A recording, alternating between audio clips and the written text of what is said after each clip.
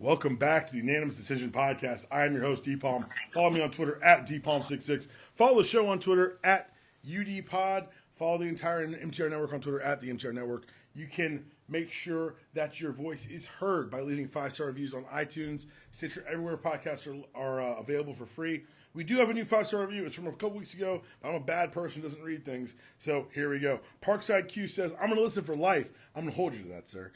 Son, I know where this review came from. When D. Palm and John were talking about the Giants' trash fire season, I'm a Giants fan. We know you said son to start the review. And compared to the crazy fans calling for Eli's head akin to ISIS, I knew I had found the right sports podcast for me. Well done. Well, thank you for listening. Again, guys, 5-star review. It's a quick, same place you subscribe, same place you download, same place you listen. Just click the 5 stars. You don't even have to leave a comment. If you don't leave a comment, it just goes up to the reviews. It helps me out, helps the show, helps the network out. Another way you can help the network out is make sure that you're sharing our new landing page. We just recently, as of yesterday, went live with our show-specific landing pages. So in case you have a friend who doesn't want to know about all the MTR Network stuff but does want to know about UDPod, send them to udpod.mtrnetwork.net. It is our specific landing page for this show. I'm going to throw up more content up there. And also, I announced it on, I think, our Quick Hits this week. We're going to be doing an additional podcast this year. It's going to be falling under the UDPod banner. It's going to be coming out on this feed. I don't know if it'll hit the main feed, so make sure you subscribe specifically to UDPod. We're going to be doing an interview series. I'm trying to get better as an interview. I'm trying to grow as a person and doing this whole talking in front of a microphone thing. So I'm going to have an interview probably once a month or maybe twice a month where I interview someone who does something cool, probably outside of sports, but it's a good way to kind of expand our reach and make sure that you subscribe to this feed so you don't miss 1 second of the audio goodness. I think that's, last thing. If you're listening to this now and you're saying, hey, MTR Network, I heard you guys are doing a private screening in D.C. and L.A. for Black Panther, and I want to make sure I'm there. If you're listening to this in D.C., you're too late. Tickets went on sale Friday at 12 o'clock noon. Tickets were sold out at 12:10. We sold out a 105-person theater in 10 minutes. Thank you to everyone who signed up, was able to go. I apologize to anyone who wasn't able to get tickets. I thought after NegroCon, we all got the lesson that maybe these things move faster than you might think. But if you didn't get tickets, don't fret. There are some extra tickets that we held back that all the podcasts that are sponsoring this, MTR Network, Three Fifths Podcast, Wars on 40 Acres, they have some tickets held back, so we're going to be giving away on the show. So make sure you follow all of us on social media. Make sure you listen to all the shows. And also, we're going to be doing a post-show gathering, drinking, hangout. And that hasn't been announced yet where it's going to be, but it's going to be very close to the theater for convenience. Come out, have fun. If you don't make it to our showing, make sure you come hang out and say hi to all your favorite podcasters. I won't be there because I'll be in New York City for one of my best friend's weddings, and he's on the podcast today. But someone we both know is. And I've got my good friend who's now like some mucky muck in finance. Doesn't matter. We're here to talk about the most important thing he ever did with his life, and that's play college football. My left tackle, Barso. Hi, Barso. What is up, buddy? How you doing? Honestly, not great. As a matter of fact, people sometimes wonder why I record this at noon on Sundays. That's why. Because occasionally, sports will do something to you that makes you drink at noon on Sundays. And this last 5 days hadn't been great for your boy. I'm not going to lie. Can't start drinking all day if you don't start at noon. Everybody knows that. That's really that's the old adage. Man, thanks for coming on. I know you're listening to the podcast. I know you and I have had many lifetimes of talking about sports, I think. But it's good to have you on today. I want to ask first and foremost, I know your history. People don't know your history listening. You're originally from Michigan. You grew up a Packers fan. And what's it like to watch the playoffs with no investment at all? Honestly, it's awesome. I mean, being able to just wake up on a day like today and not just pace around my entire house, it's game changing. I don't have to worry about what Aaron Rodgers had for dinner last night. Did he wake up with the flu or something like that? It's been great. I mean, you get to watch all the games, you get to actually dissect it a little bit, and you almost get just a fresh perspective that it doesn't ruin your day if somebody loses. It's all right. Counterpoint. I won't be watching football today. You have an excuse, I think. I have. it's not even an excuse. I think it's legit. This is the equivalent of a doctor's note. Like, I'm out. I'm good. Doctor's seen me. I'm unhealthy. I continue to love these teams that clearly hate me. We'll talk about that in a second. College football-wise, I know you're a Big Ten guy, and we can have the Big Ten SEC debate. It's not a debate. We all know it's better. But I got to ask a serious question. I want it on the record here. I know our friends might be listening. For the last time, clear the record. Michigan or Michigan State? It's Michigan State. It's Michigan State. All right. I want everyone to hold them to that. When Michigan has that resurgence when they finally fired that Harbaugh, I want everyone to remember when you see him in like wearing big blue stuff. This is on the record. This is on wax, as the kids say. Michigan State. That's it. All right. That's a final answer. That's good. Hey, so, and without, I hate this because this is so weird for me, guys. Listeners, I gotta be honest. Barso and I, our friendship is not one built on love or like camaraderie. All we do is make fun of each other and are mean to each other. The day that Michael Vick got arrested for dogfighting, I got a text from Barso, and it said, "You ready? Can I joke about this?" I texted back, "I need 24 hours." 24 hours later, I had a joke in my inbox. 24 hours later. You didn't even hesitate. I do appreciate you giving me that 24 hours, but I got to be honest here, man. You're a man of a lot of talents. How the hell did you choose Columbia football? Well, besides when I found out that you were going? Obviously. You followed me. That's right, my coattails. That's what you got to do.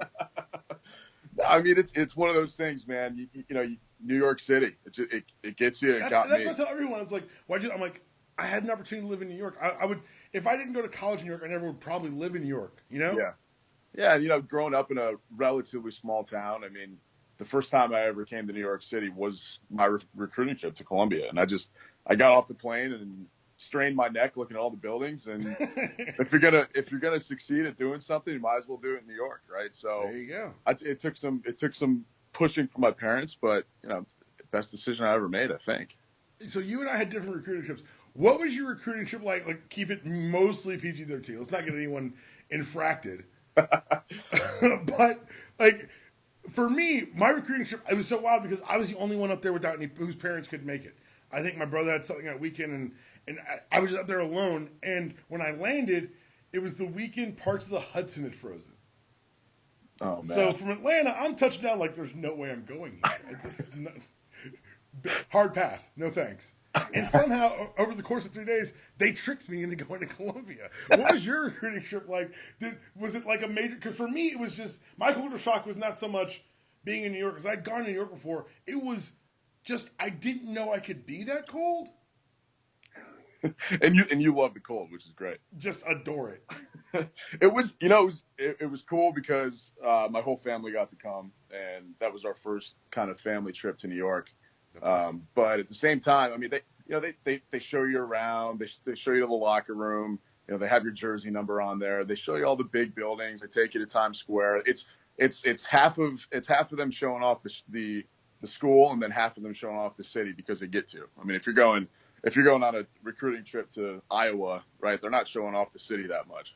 Hey, you leave Ames alone. But if you go Iowa State, but still. But if you go to New York City, obviously they're going to show you some cool stuff. So it was that, you know, the drinking laws are obviously a little bit lax in New York City, so you get to go out with all the kids, and I love the school. I mean, the school part of it really got me too. I mean, it's a chance to go to one of the top schools in the country. It's a pretty easy sell at that point. Nerd. Anyway. That's a really good answer. That's a really good answer to sell for Columbia. And get better, right? 8-2. And the thing is, now they can sell football. Yeah, I mean, now they have real jerseys. They got a real team, real staff, and everything. It's the whole 9 yards. It's almost, you know what? I don't feel great about how much better they are than we were. So much better. But I do feel like we laid some sort of foundation, maybe. Sure. Yeah. No, we totally did. Well, look, I covered it all fall. Like, I was excited for us because that was like our class's quote unquote distinction. I think we were one of the winningest classes in the last 20 years. First of all, which is terrifying, and second of all, we were the first class to have a non-losing record since Marcellus Wiley's senior year. And I said, and I thought people thought I wasn't being genuine on the podcast. Legitimately, I was like, just erase us. I don't ever want to get mentioned again. Like, please go win 7-8 games and never mention the class of 07 again. Totally agree. And by the way, they may not. Right under that rug. I don't know. Can you really sweep away the all Ivy performance of Matthew Barso? I don't know. Ooh, wait. I'm sorry. Was it honorable mention or? No, that would be first team, but not Okay, unanimous. I'm making sure. I don't want to make sure we're lying to the people here. First team.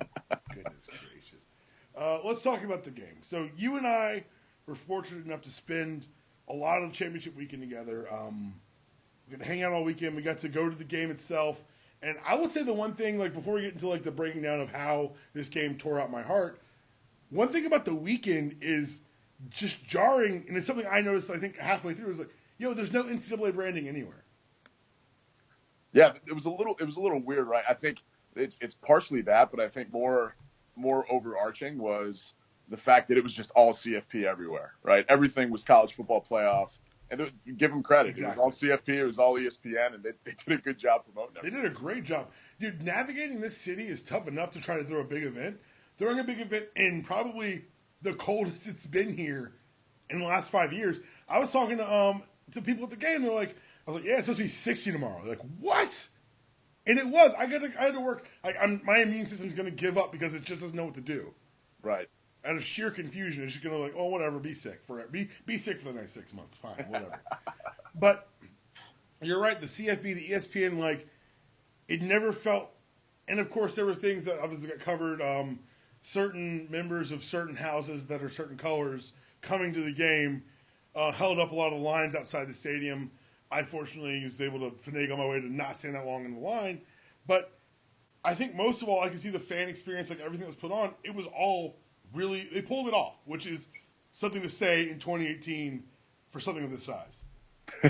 And I think, Atlanta, just that whole downtown area, I mean, you're biased, obviously. I've spent a decent amount of time in Atlanta, but I thought the city really embraced it. The city loves it because, and that's what I tell everyone, like, if you do something downtown, by and large, the city can pull it off. It's the weekends when it was like 4 things like SEC kickoff and Dragon Con and like a Falcons game, that's when it gets a little unwieldy. Yeah. But if there's one thing downtown, it's pretty easy to pull off. It's the city's built to do it because, quite frankly, downtown's fucking deserted.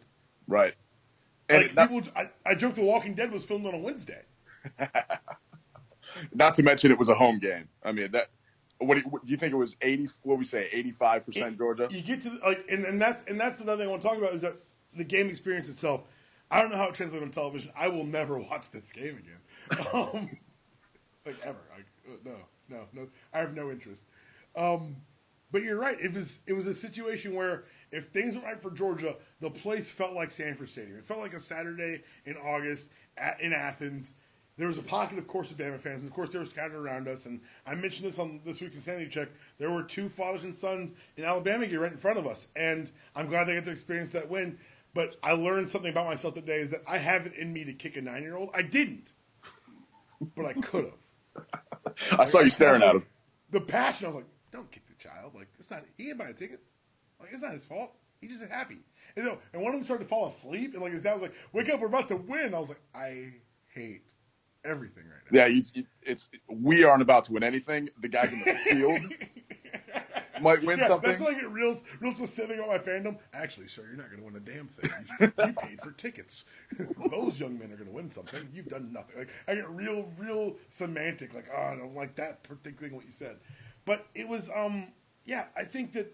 What did you think watching the game? Like, ebbs and flows, obviously. Coming out of the first half, people were excited. The stadium was excited, but there was this very palpable nervous energy. Well, you knew Saban was going to do something. You knew it wasn't over. Yeah, you knew it wasn't over. I mean, the field goals in the first half, obviously you want to turn those into 7 in a championship game, particularly playing against that defense where you don't get the red zone that much. But you knew just coming into the second half, and it took me 3 plays to realize they made a change at quarterback. But the energy on that first drive where they had a couple of chances early in the second half to almost put it away, and they didn't. And you just knew, Saban's over there, just he's in his little corner of the sideline, and he's just like, I got you. Like, it's so wild because it's one point you realize that like, oh, I think we broke the machine. And that the machine's just upgrading. It's just a T-1000. You can't actually kill a Terminator. Like, at a certain point, like, I shot its head off. Like, it doesn't matter anymore. Well, it just says reconfiguring, how do I beat this team now, and then it uploads a new game plan. And I remember because the third quarter started and you and Emily had changed seats. yes. And Tua came out and we kind of stymied him a little bit. He kind of mostly overthrew, mostly timing was off on him early. And then Georgia looked terrible in their drive, and then Bama scored, and I was like, switch back. We can never sit next to me again. I'm not saying it's the reason why Alabama won, but I'm not saying it's on the table.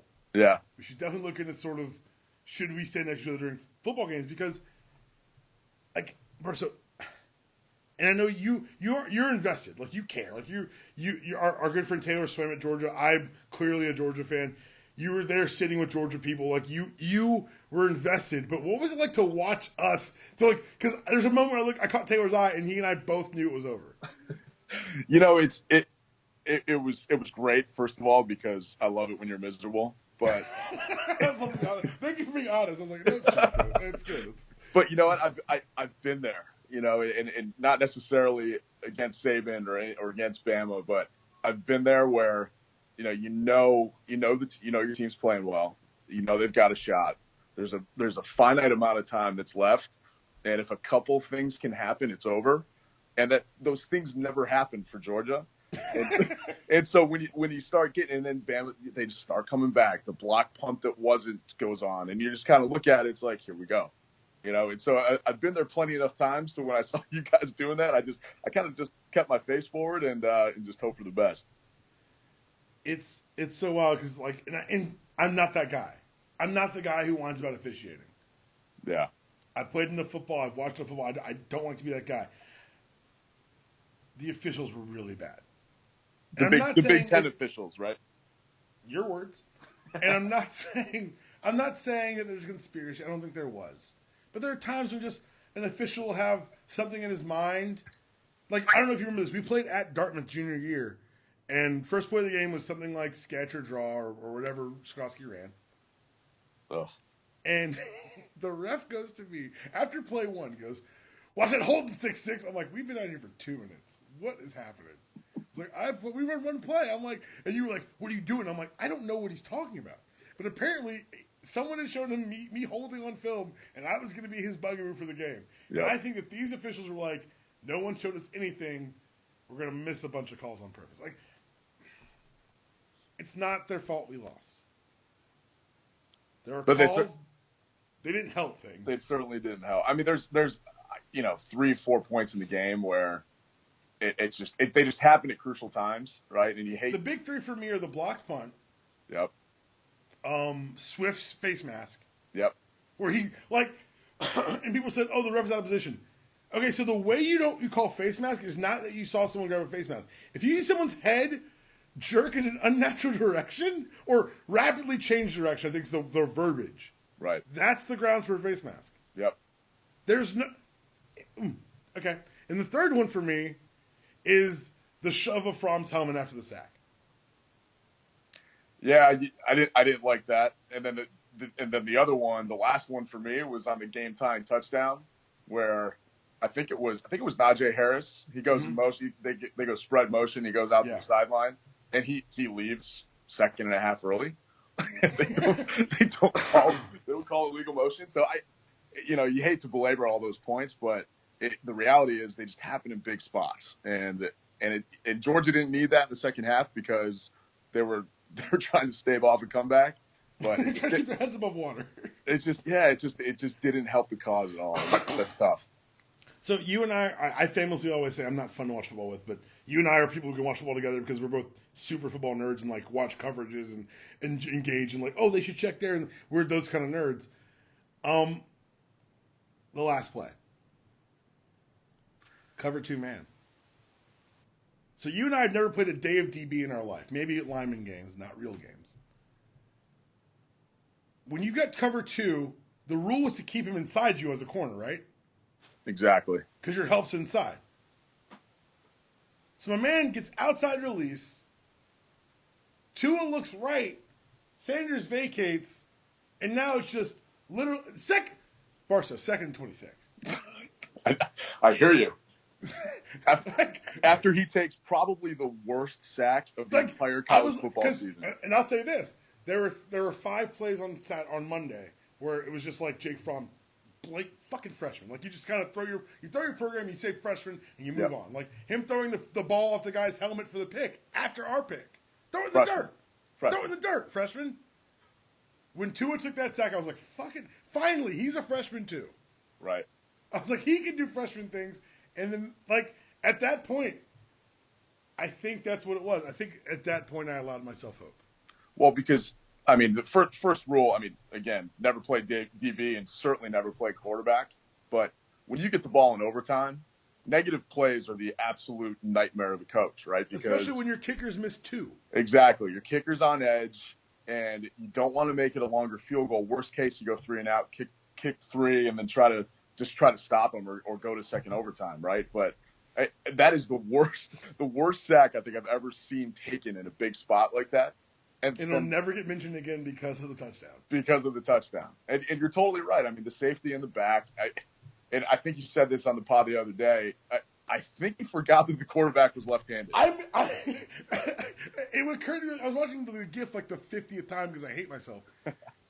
But I was like, yo, he's left-handed.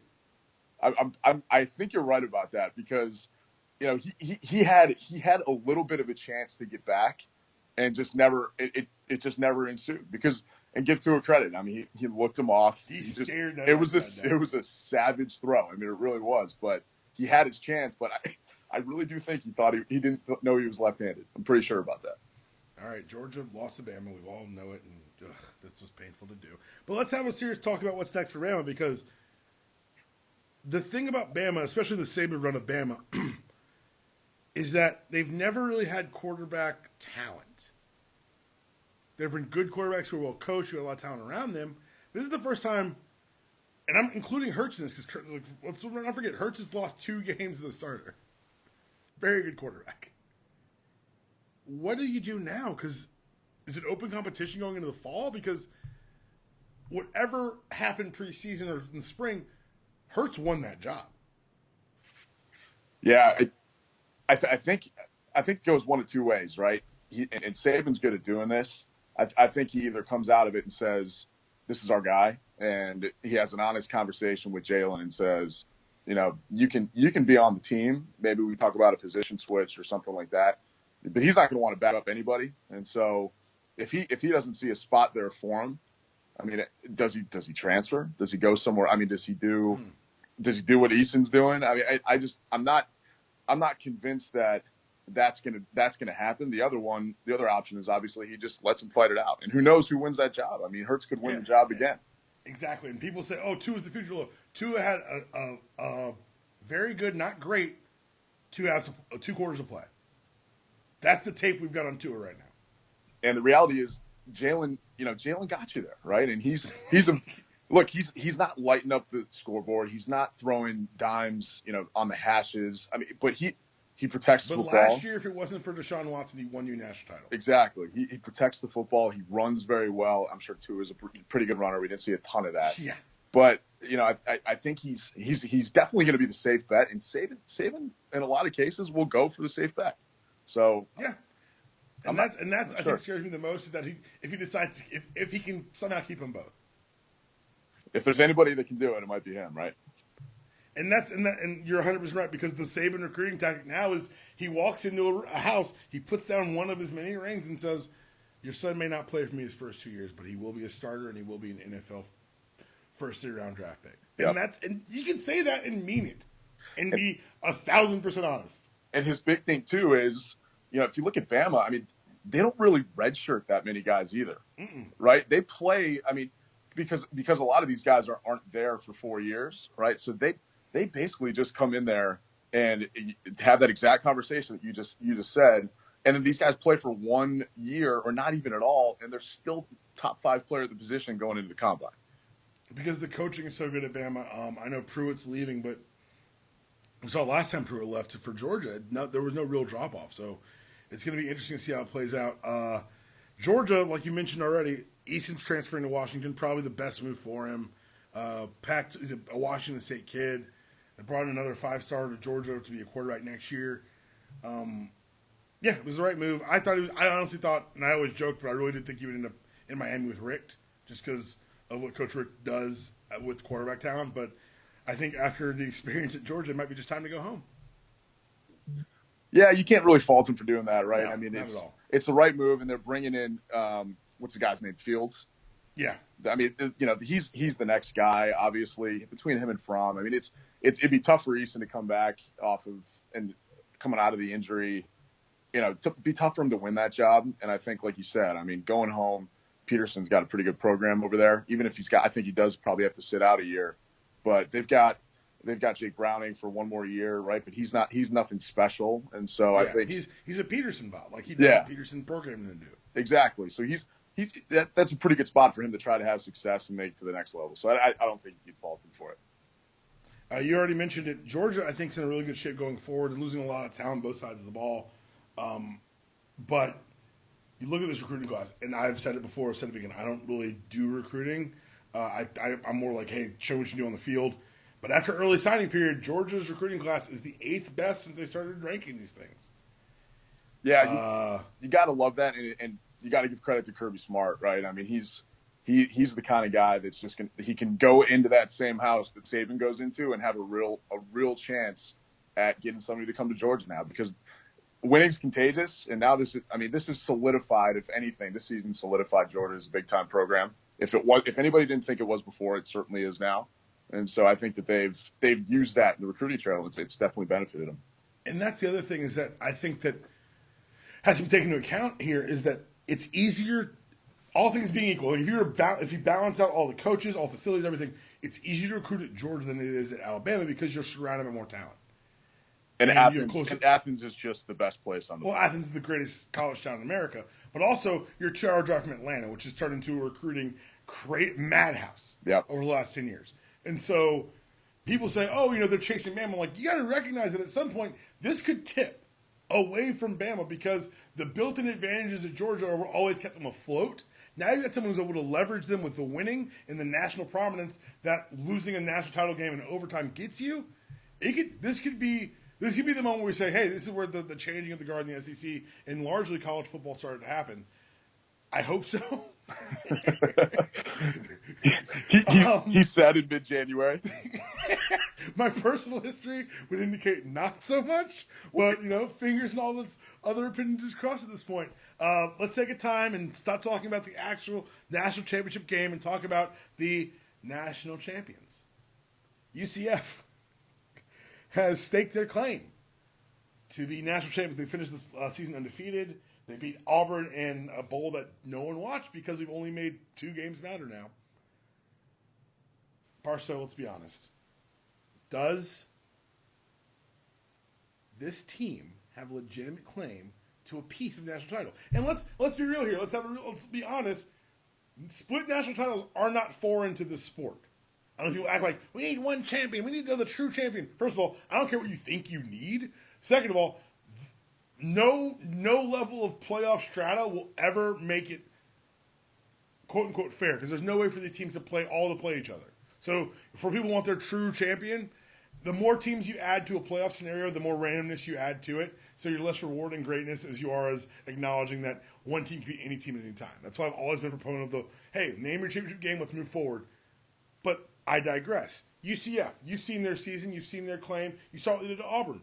Do you think they deserve to claim a national championship? Absolutely not. and look, I watched I was the one guy probably that watched every play of the UCF Auburn game, and mostly just because it was New Year's Day and I was on the couch hungover. But every single play I watched, and you knew from the get-go that Auburn didn't want to be there, right? For other reasons that we all know about. But the one thing I was thinking, they absolutely would not even be in the same stadium in a big game against the Bama or a Georgia or the other teams in the playoff. But I mean, it's a real team. You got to give them credit. I mean, that's real talent that they've got there. That quarterback, Mackenzie Milton, I think is his name. He is unbelievable. I mean, so they've got real talent. They can beat a team like Auburn on one day, but they're not national champions. There's you and I saw the national championship game. That wasn't it. They weren't there.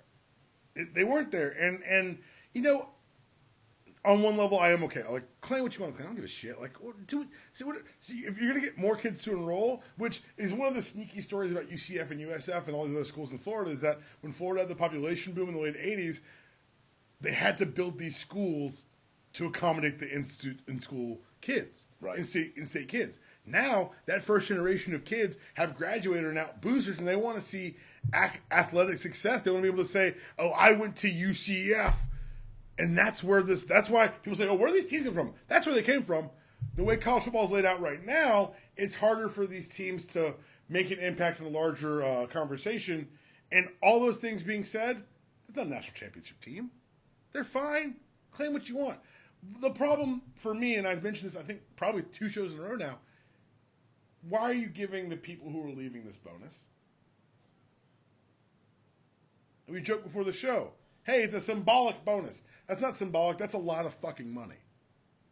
I have this symbolically give the players a sandwich. Like I joke like that, but like there are players who are not leaving, who can't transfer, who say, "Oh, I came to play for that guy. He left. Why can't I leave?" And you're saying, "Well, we're going to pay him to leave." I have this vision of the team meeting with the AD after the game, and the AD comes into the locker room or something and says, you know, this is our national championship. We're gonna just go forward like we won the national championship, whatever. And the assistants are in the back holding up their contracts, saying, you know what? No, there are no coaches in the room because they're on the phone with all their agents. Exactly. What did clause say? What's it say though? And you know, I mean, I don't, having not had the benefit of reading these contracts, you know for a fact those are probably relatively big numbers, because when they sign those guys, they say, yeah, and oh, by the way, you win the national championship X, right? I mean, that's probably a big number. It's a reach incentive. Yeah, I totally It's agree. here so that the value of the contract, you can say, is worth more money, but you'll never win a national. Holy shit, they did it. we said they did it. Yeah. Oh, God, we probably should have asked the lawyers before we started proclaiming things, huh? And I actually moved this around on the rundown, but fuck it, we're here.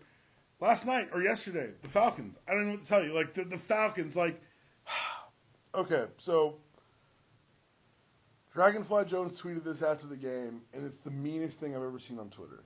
Imagine still emotionally investing in football after your team blew a 25-point Super Bowl lead just to see your college football team get a 45-yard championship-winning bomb on 2nd and 26, and then seeing your NFL team season end on a 4th down incompletion in the end zone in the span of 5 days.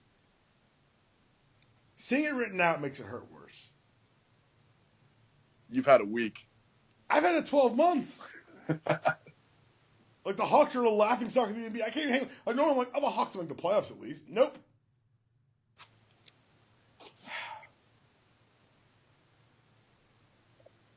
It's going to be fun. If anyone has alternative suggestions for me, things for me to occupy my time with in the fall, I'm not saying I'm giving out. I'm saying, let's talk. Let's just hear some ideas. Because seeing it right now like that, I'm like, wow, why do I care? Like, Barso, when, like, those last 4 plays for the Falcons. The game was the game. The game was shit. We played like shit. The defense played great. You give up 13 points you hold the team at home at 13, you should win a playoff game. Tip of the cap to the defense. Those last 4 play calls. I mean, you gotta love them. You gotta love them at least trying to get Julio the ball, which you have to do down the stretch. Which is what the next OC they hire should walk in and say, I will throw to Julio Jones 14 times again. I didn't love the 2nd down play. I got to be honest with you, because you're throwing to a shovel pass to a running back not named Tevin Coleman, and I just don't get it. Not named Devonta Freeman. I'm not really sure about that one. So Turn Ward's a fine back. He's fine. And maybe, just maybe, and you and I have had a coach who thinks like this. They'll never see it coming. Wherein, as adults, as children, as players for that coach, you can't say what you're really thinking.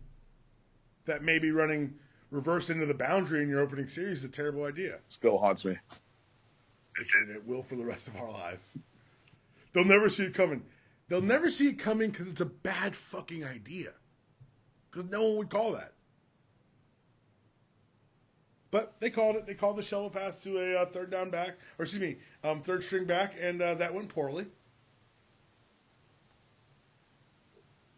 And then fourth down, sprint out's fine.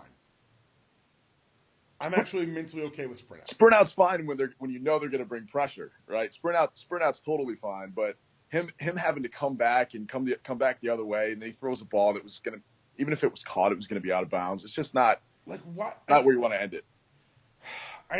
And part of me is saying, hey, you kind of do want to have, if you tell me one play, the play call is going to be Matt to Julio, I'm okay with it in a vacuum. But watching it unfold, like Julio falls down twice, like why are we? Hey man, move your eyes. Check the rush, make sure you're still clean there, and start looking for other options. There can be no dead routes on 4th and goal. You're not running off a safety. It's certainly not where you want to end it. And like you said, I mean, 13 points. You hold them 13 points, like you're supposed to win that game. 13? You hold a home team in the playoffs at 13 points? Nick Foles tried to Nick Foles every part of that game. And those balls that he was throwing in the first 2 quarters, I was like, well, it's only a matter of time now because I'm an idiot and I have confidence in these teams that hate me. You had 2 weeks for that? Man. Yeah. You saying it out loud makes it worse. I'm not going to lie. That's my job. Well, congratulations. You're a rousing success. Let's go to my second favorite sport. Maybe my new first favorite sport. I don't know. Like, I need to really think about some things, and that's the NBA. Before we get into anything on the court, my favorite off-the-court story of the week. So you and I we graduated college in 07, we went to college in 03. You and I probably engaged in fandom that was weird. And I'm not saying, like, I don't want to sound like the old man on the hill, like these young kids. But I know that the children out there, they're big Drake fans. I know you probably are too. I've never liked anyone corny as Drake in my life. Drake was spotted wearing a LeBron James high school jersey, throwback, but also with tattoos for Steph Curry and Kevin Durant on his left arm. This is the same man who's recently designed Toronto Raptors jerseys were revealed. The OVO editions. They look fine. They look ridiculous, but they look fine. Barso.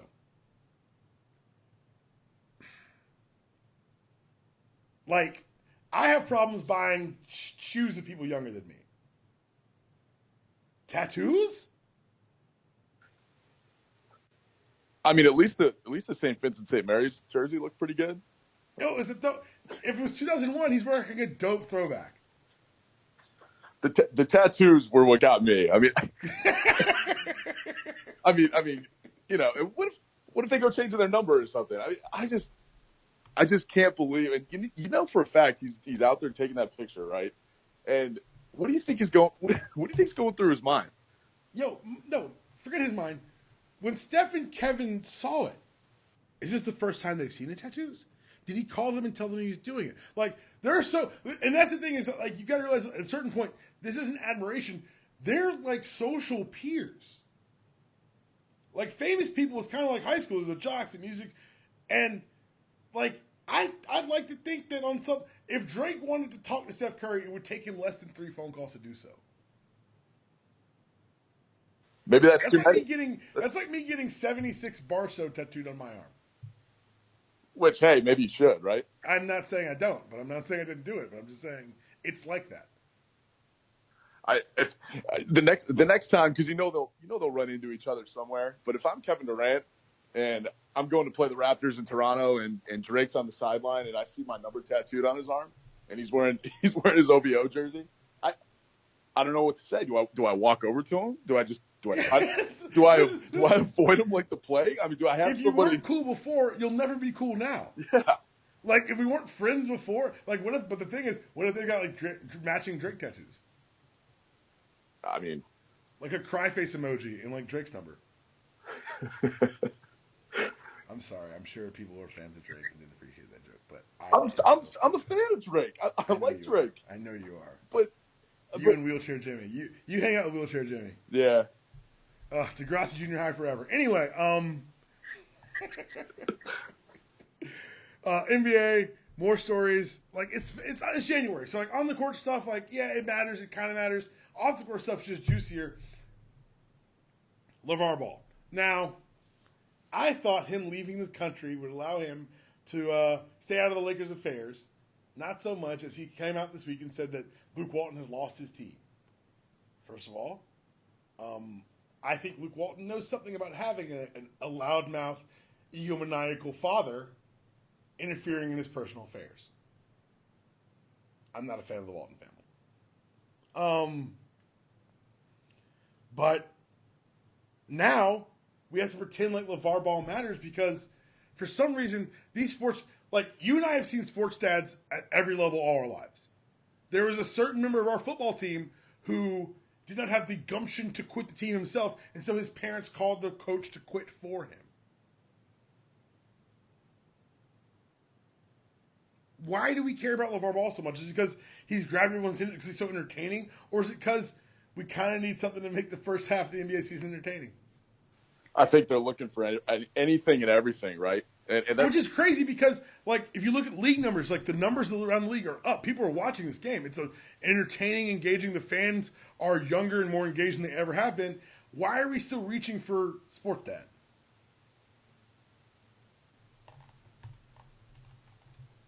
It makes no sense to me.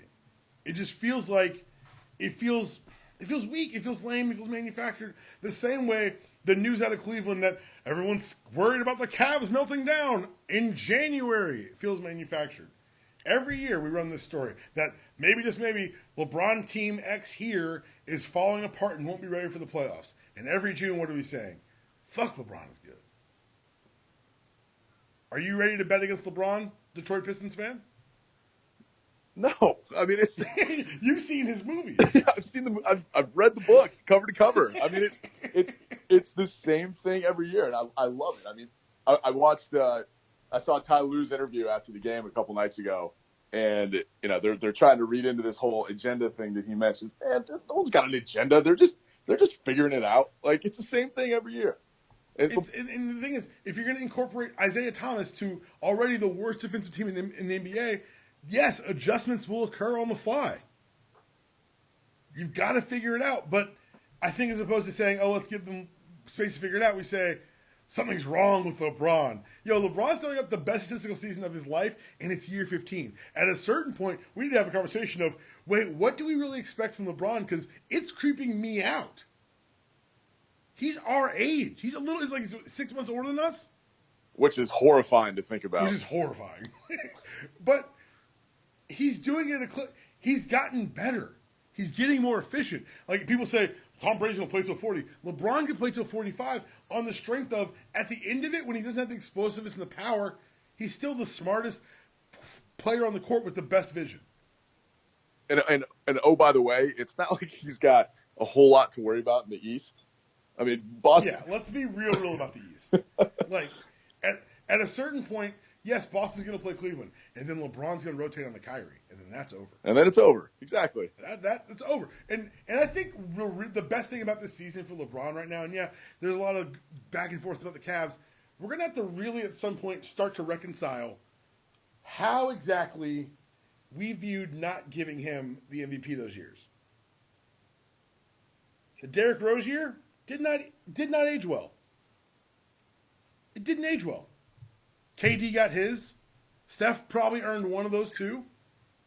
But by and large, this has been the best basketball player on the planet since about his third year. Just hope he doesn't get a KD tattoo. Well, easy money sniper. If he does, let's do it with his actual nickname that he should have is the Slim Reaper. Like, him disavowing the Slim Reaper nickname was the day I was like, well, I'm out on Kevin Durant. That's a great nickname. How dare you? You've been gifted something here. Back to the NFL. Last week, so you and I have been hit.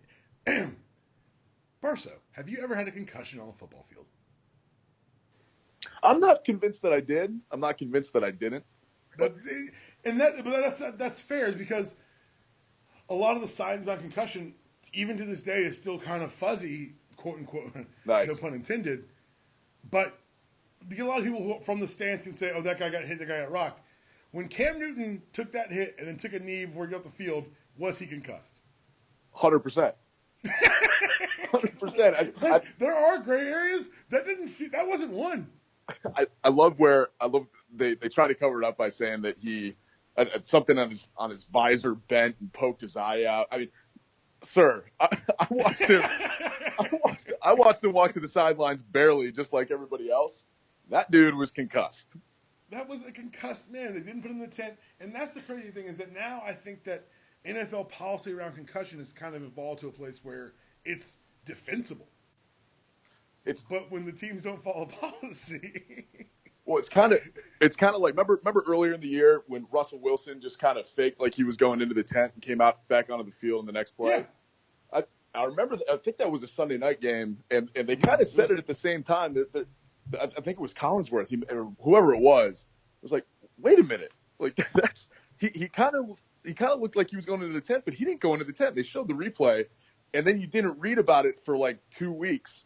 And all of a sudden, then the NFL launched an investigation. I think that's going to be like how this is going to go. The Seahawks get fined after the fact. Like, that's not how this is supposed to work. No. And it's if you're going to do more than lip service, which I've never been convinced the NFL wants to do, but if you're going to do more than lip service, let's get committed. Let's get some real results because Cam didn't go to the tent. They quote unquote fixed the visor and he went back on the field. And that's dangerous. And you don't want to believe this, but you got to believe that at some point it's a wild card game. It's coming down the stretch. They can't score with anybody else on the field. And was there speculating, but was there somebody that was just kind of like, oh, get back in there?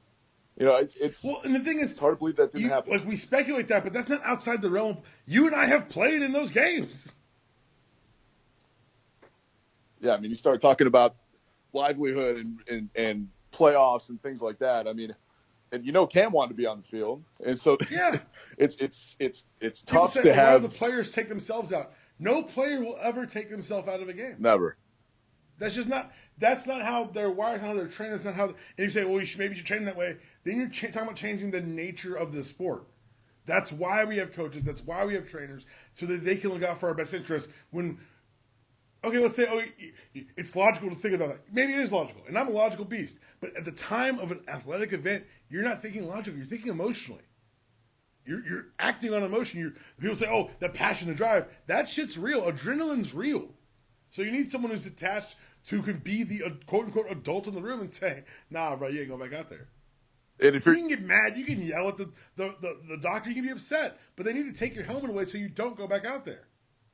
And if you're going to do it in week 2, you got to do it in the wild card weekend. You got to do it in the Super Bowl. Exactly. Right? And that is, I think, and I get it. I get that it's a challenge. I get that, the adrenaline is real. Yes, it is. Yes, it is. Those guys are crazy out there.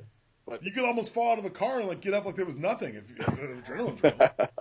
But you got to have that third party. I totally agree with you. You got to have somebody there that's not invested in the game, and they do, but it's a problem. It's a problem when it gets down the stretch like this, and all of a sudden you may have had a concussed player go back in the game because of the nature of the game, because it was a playoff game.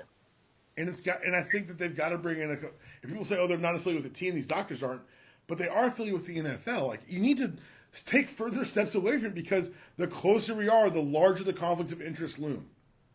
If it's a team doctor, hey, my job is to get the player ready to go, but guess what? If this front office and this coaching staff gets fired because he couldn't go back in there, it's in my best interest to get him out there early. The conflicts are everywhere. A coach says, oh, hey, I got to win. We need this win. We got to move forward to the playoffs for lots of reasons. Signing bonuses, job security, tons of reasons. It's not fair to ask him in that emotionally charged state to say, hey, what do you think of the player first? It's just not human nature. You ever think they might benefit from having somebody watch the TV feed? Right? I know there's a fact that they have the team doctors. And I think there's one in the box who's a spotter. If I'm not right, there's one on the field. these guys should be watching the replays like we are. That's what the cameras are for, right? If you can't tell me you saw that replay of Cam and they do that close up of him gritting his teeth and everything. You can't tell me that you look at that and say we shouldn't check this guy for a concussion. We should at least ask the question. Ask the question. That's the realest response. That's the best indicator that you're going to get, not from somewhere in the booth. Yeah, and that's us. That's two linemen talking about protecting a quarterback. When in honesty, maybe someone should ask some questions because every time a lineman hits another lineman, it's a force of a car crash. Oh, good. Like they did like all these quarterbacks get hit. I'm like, they're gonna hit twice a game. What are you talking about? It's like they're destroying their skulls, and it's and I think you're right. I think it needs to be someone watching these replays like we are because we're not, you and I, shockingly enough to the listeners, not doctors. Not doctors. Not paid as doctors. Not anymore. That whole lawsuit, it was weird. Anyway. But I'll tell you what, I've been around and I've been a concussed person. I've been around concussed people. Cam Newton was concussed. And if he wasn't, good. But I need the test to show me that. You can't go off if you're going off the strength of someone's word, particularly a player, coach, or someone who's a trainer, today, 2018, not good enough. It's just not. It's too important. If we want this sport to survive, if I want to be watching football in 30 years, that's what's got to change. And yes, it's incremental, and yes, it's slow, and yes, the NFL has no real impetus because it hasn't hurt their pockets yet, directly yet. Wouldn't it be better to get in front of the problem than to be reactive and say, oh, yeah, we've eventually figured it out? I don't know. Not a doctor, like I said.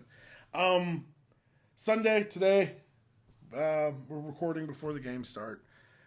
I got to ask, Barso, is there any chance that the Steelers lose to the Jaguars?